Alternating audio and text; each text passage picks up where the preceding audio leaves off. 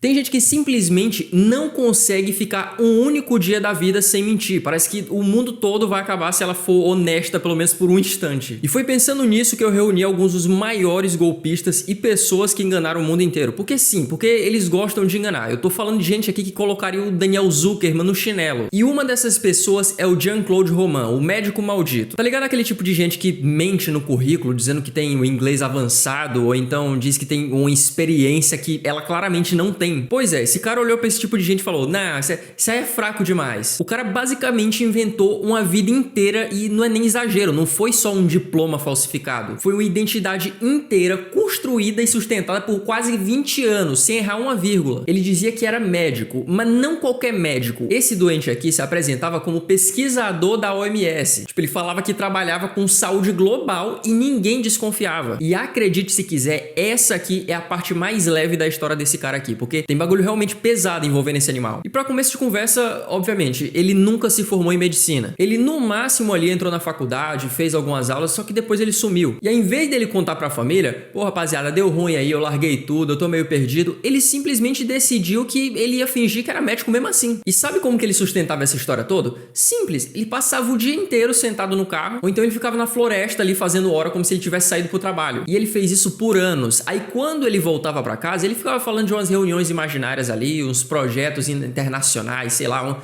umas pesquisas que só existia na cabeça dele. E o que eu mais fico pensando é como que ninguém desconfiava, velho. Nem a mulher dele, nem os pais, nem os vizinhos. O cara era só um maluco ali que decorou um script muito bem e vivia de aplicar golpe na família e nos amigos. Tipo, ele ficava dizendo que ia investir o dinheiro deles e depois ele tinha acesso a contas na Suíça, que ele ia dar uns remédios milagrosos e todo mundo acreditava. Afinal de contas, ele era o Dr. Roman e ninguém podia desconfiar do Dr. Roman. Mas aí, claro que como toda boa mentira que cresce demais, uma hora a coisa começa a desmoronar. E as coisas só começaram a balançar pra ele quando a esposa dele começou a fazer pergunta demais. Tipo assim: ei, por que tu nunca deixa eu ir na OMS contigo? Por que eu nunca vi o teu crachá? Aí, em vez do desgraçado simplesmente assumir o migué e falar: pô, gente, eu fui burro mesmo, me desculpa, ele deu um fim na esposa e nos filhos. Caralho, irmão, era só tu ter assumido que foi um arrombado, não precisava matar ninguém. E esse animal fez isso tudo pra manter a farsa, porque na cabeça dele, se todo mundo que conhecia a mentira desaparecesse, a mentira ia morrer com eles. Aí, como se isso não fosse o suficiente, ele ainda tentou simular um incêndio na própria casa, ele tentou tomar uns remédios ali pra dizer que ele tentou ir de base também. Só que aí, finalmente, a polícia começou a ligar os pontos. Eles foram investigar a vida dele e eles descobriram que ele não tinha vida nenhuma. Os diplomas do cara eram falsos, o trabalho não existia, a conta na Suíça era mentira, e a ironia é que ele foi preso, julgado, condenado, e depois de um tempo ele ainda virou um autor respeitado na prisão. Não, isso não dá pra tancar, não. Ele começou a escrever livro e dar entrevista sobre o peso de viver numa mentira. Quem tinha que dar uma entrevista mesmo era a mulher dele, sobre o peso do marido ser um completo arrombado. E sabe o que é o pior? Ele foi condenado à prisão perpétua, só que ele ficou só 26 anos e agora ele tá solto. Eu não vou falar mais nada não, vamos pro próximo. Agora essa mulher aqui que eu vou falar é a Anna Sorokin. E ela não só mentiu não, ela transformou a mentira dela numa marca pessoal, num estilo de vida. A mulher basicamente virou uma celebridade de elite lá em Nova York, sendo que ela não era absolutamente ninguém. Ela não tinha grana, ela não tinha sobrenome de porra nenhuma e mesmo assim ela tava jantando ali nos restaurantes mais caros, tava hospedada nos hotéis mais luxuosos que tinham e ela tava sempre cercada de gente rica e famosa. E ninguém achava nada estranho. Ela se apresentava como Anna Delvey, uma herdeira alemã riquíssima que abria ali uma fundação de arte exclusiva. Era tipo um clube privado ali só pra milionário que acha que o Louvre é popular demais. Só que era tudo fake, tudo. O sobrenome era inventado, a fortuna não existia e mesmo assim ela passou anos vivendo como uma socialite só no gogó. E quando eu digo vivendo como socialite, é tipo viagens internacionais, jantares com CEOs, uns rolê com os estilistas famosos, um spa 5 estrelas e tudo isso sem pagar um único puto. Ou melhor, ela pagava com promessas.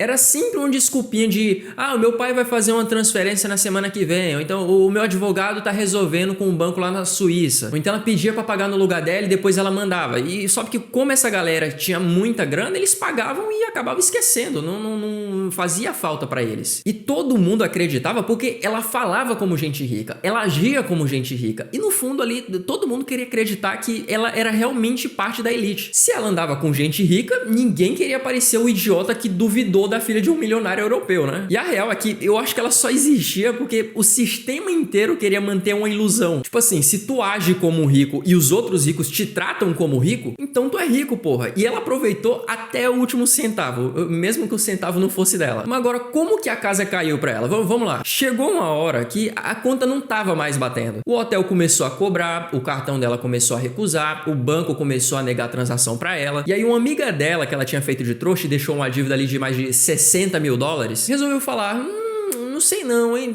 Tem alguma coisa aí que não tá certa. E claro, começou uma investigação ali e aí foi ladeira abaixo. Descobriram que ela não era filha de milionário porra nenhuma. O pai dela era um caminhoneiro russo que tinha se mudado pra Alemanha. Não tinha nada de fortuna, não tinha nada de herança, não tinha nada de fundação de arte. Era só uma mina ali que tinha uma boa lábia e era cheia de coragem pra meter migué em gente rica. Ela foi presa, julgada, condenada e olha só que ironia. Ela virou ainda mais famosa. A Netflix fez uma série sobre ela. Ela começou a dar entrevista pra revista de moda, um monte de gente começou a tratar ela como ícone. Inclusive, muita gente acha que ela é um gênio por ela ter feito o que ela fez, como se virar estelionatária fosse currículo pra influencer. Assim, pelo menos ela não matou ninguém, né? Mas não muda o fato de que ela foi uma completa otária, né? E o próximo enganador que eu vou falar, esse aqui precisa ser estudado, viu? Porque, meu amigo, tem uma parte da história desse cara aqui que tem um plot twist tão desgraçado que tu não vai acreditar. Imagina um cara aí que simplesmente acorda um dia e ele decide que ele vai ser outra pessoa. E não é no sentido figurado, tipo, eu vou mudar de vida, eu vou ser uma pessoa melhor. Não, é literalmente assumir uma identidade nova e ver até onde isso vai dar. O nome desse cara é Frédéric Bourdin, um francês ali que achou uma forma bizarra de lidar com os próprios traumas, virando outras pessoas. O cara passou a vida inteira se passando por gente que ele não era. Eu não tô falando de uma ou duas vezes, eu tô falando de mais de 500 identidades falsas ao longo da vida. Pô, dá pra montar um bairro ali só com os personagens que esse maluco inventou. Só que o foda desse cara é que não era só o nome falso que ele assumia, ele mudava até o sotaque, a aparência, o comportamento, ele inventava umas histórias tristes ali. O cara era um ator sem palco. E aqui é a parte mais cabulosa da história desse cara, que foi o dia que ele se passou por um moleque desaparecido lá nos Estados Unidos, lá pra 1997. Basicamente, ele viu a matéria num jornal sobre um menino chamado Nicholas Barclay, que tinha sumido lá no Texas 3 anos antes. E a família do moleque tava arrasada, porque o caso nunca tinha sido resolvido. Aí o que o Frederick fez? Ele ligou pra polícia dizendo que ele era o Nicholas. Na moral, olha isso aqui. Esse aqui era o Nicholas quando ele desapareceu. E esse aqui é o Tonhão que disse ser o Nicholas de 16 anos.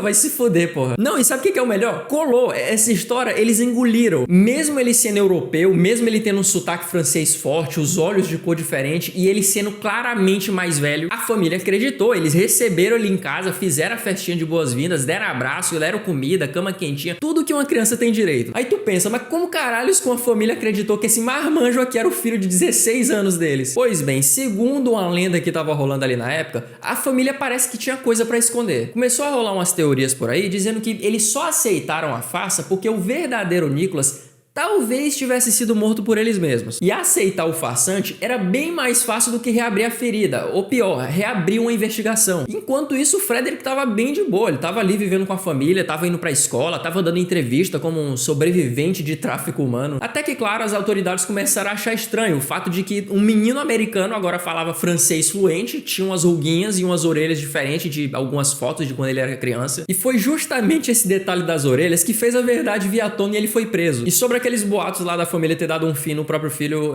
também nunca se confirmaram. Acabou sendo só boato mesmo. Apesar de que, sinceramente, cara, é muito estranho que uma família que passou 13 anos convivendo com o moleque não conseguiu reconhecer que um cara adulto como esse aqui não era o filho de 16 anos deles. Eu, sinceramente, não sei o que pensar a respeito disso, mas é estranho. E depois que o farsante saiu da cadeia, ele continuou fazendo a mesma coisa. Ele mudava de identidade, se passava por menor de idade, fingia que era órfão, fingia que era uma vítima de guerra. Ele vivia disso, ele era praticamente viciado nisso. Ele mesmo falava que ele não conseguia mais viver sendo ele mesmo. E por muito tempo, ninguém sabia exatamente quem que era o Frederick de verdade. E assim, enquanto uns fingem ser médicos, herdeiras ou até filhos desaparecidos para enganar o mundo, o Barry Bremen era outro tipo de maluco. Ele não queria dinheiro, ele não queria status, ele não queria manipular ninguém emocionalmente. O sonho dele era bem mais simples, ele só queria se infiltrar em qualquer evento famoso que tivesse uma câmera por perto. O cara era basicamente um um mestre da cara de pau. Ele aparecia do nada nos eventos esportivos, em tapete vermelho, em premiação, como se ele realmente fosse alguém importante. E sabe o que é o pior? É que ele conseguia entrar mesmo. Ele não precisava nem de convite, nem de credencial. Tipo, era como se ele desbloqueasse qualquer portão de segurança só com um sorriso e uma roupa convincente. Só pra começar, ele conseguiu entrar lá no All-Star Game da NBA em 1979. Ele só botou um uniforme ali e se fingiu de jogador. E pra tu ter uma noção de como que isso deu certo, ele inclusive chegou a aquecer com os caras. Pelo menos até eles perceberem que ele não era um jogador de verdade e ele ser removido dali, né? Mas mesmo assim, pô, já pensou tu ser um corretor de seguros de meia idade ali e de repente tu tá ali no meio dos maiores astros da época como se fosse normal. Tem também a vez que esse psicopata aqui, ele entrou fantasiado de líder de torcida do Dallas Cowboys. Ele meteu uma peruca loura ali, um shortinho apertado, um pompom na mão e entrou no campo junto com as meninas e ninguém pediu. Eles só notaram depois que o sujeito ali tinha um 1,93 de altura, um peito peludo e era visivelmente um cara de meia idade achando a Barbie do Texas. E essa não foi nem a pior coisa que esse cara fez, porque ele já conseguiu invadir o palco do Emmy, viado. Ele subiu no palco, pegou um troféu e agradeceu como se ele tivesse vencido alguma coisa. Aí tu imagina, porra, aquele momento de glória de um ator que ele passou anos de carreira. Pois é, ele se deu esse momento sem atuar em porra nenhuma. Só que o foda, velho, é que eu acho que ele não fazia isso por maldade. Ele não tava roubando ninguém, não tava aplicando um golpe, ele só tava ali pra zoar. Tipo, ele só tava ali pra mostrar que com um pouquinho de cara de pau e um figurino bem escolhido, qualquer pessoa podia se filtrar no lugar que teoricamente só os escolhidos entravam. Só que o problema dele ter feito isso tantas vezes é que acabou ficando conhecido demais. Os caras já ficaram meio calejados dele, eles começaram a reforçar a segurança nos eventos só por causa dele. Mas mesmo assim ele ia lá e dava um jeito. E acabou que esse cara virou uma lenda lá fora. Ele foi banido de arenas, ele foi preso algumas vezes e até virou uma figurinha carimbada lá na imprensa americana. Tinha até gente que achava que ele era um gênio. Agora, nesse caso aqui, pelo menos ele não tá atrasando o lado de ninguém. Eu acho que ele pode sim ser considerado um gênio. Só tá tirando uma onda ali. Ele não foi um babaca que nem esse aqui. Mas é isso, o vídeo foi esse. Fiquem seguros e pra finalizar o vídeo, eu tenho recebido muito comentário de pessoas que estão reclamando que eu tô xingando demais e que tem crianças que gostam de assistir esse tipo de conteúdo. Então, a partir de agora, eu não falo mais palavrão nos meus vídeos. Eu quero pedir desculpas aí a qualquer pessoa que se sentiu ofendida com alguma palavra de baixo calão que eu tenha dito nos últimos vídeos. Não foi a minha intenção, tá?